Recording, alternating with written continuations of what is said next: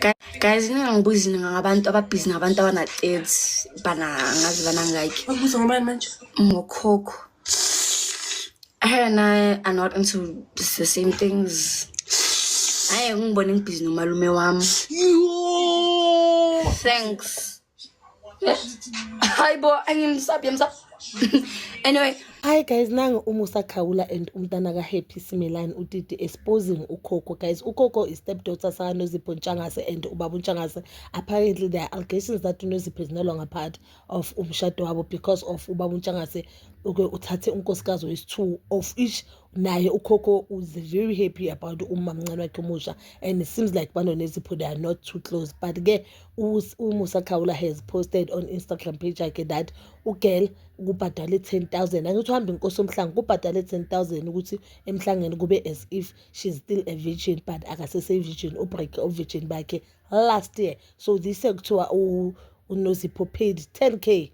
So I do not know, I don't believe this story, because why would uNozipho pay 10K for umntana ngasekho in good terms naye? I don't understand ukuthi why kumele kanjalo, and I do not believe ukuthi uNozipho upusha indaba emhlanga. I think indaba emhlanga ipusha is new wife and ubaba, just because new wife naye ngabhehama inkosi omhlanga, and it's something that ends wayo esontweni lakaShembe. uNozipho, I've never seen uNozipho agcoka impahla zosonto lakaShembe, and I don't think ukuthi uNozipho as a mom othola umntwana at a very young age, ngeke ukuthi umntwana wakhe umthole at a very young age. I think she was doing first year if I'm not mistaken, would pay ukuthi umntwana kube ngathi right. Why she will do that? Because futhi she's no longer with daddy yomntwana. Why she will pay imali engaka ukuthi umntwana kuthiwe enkosini yomhlanga useseyitshitshi? You know guys, this thing yenkosi omhlanga, I think inkosi kumele ithathe very serious, and abe nomthetho obajeze labantu abayenza lento le, because thina safuna ingane zethu sathene le nto le. I think it's something, it's a system beyenzwa abokhokho bethu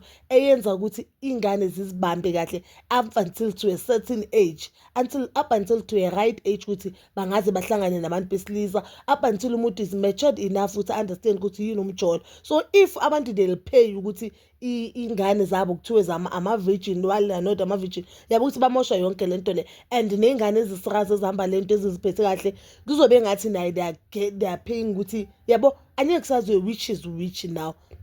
So uKhokho nangu angithi kuthiwa she is dating abantu abadala, abantu who are above 30 years, but leyo ke siyayizwa ngithi vele lesontweni lapho na uzothola umntana ona-18 ashada nobaba ona-50.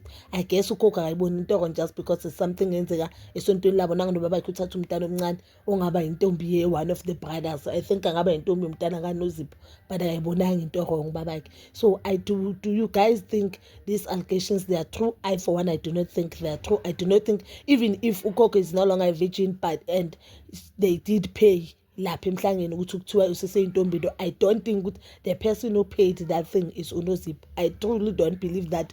But you know one thing about Umusa igaca sakhe, they are 90% truth guys. Igaca zakamusa 90% true. But was Namzala Mzito, you can comment down below your thoughts, and please don't forget to like, subscribe, share, and hit that notification button.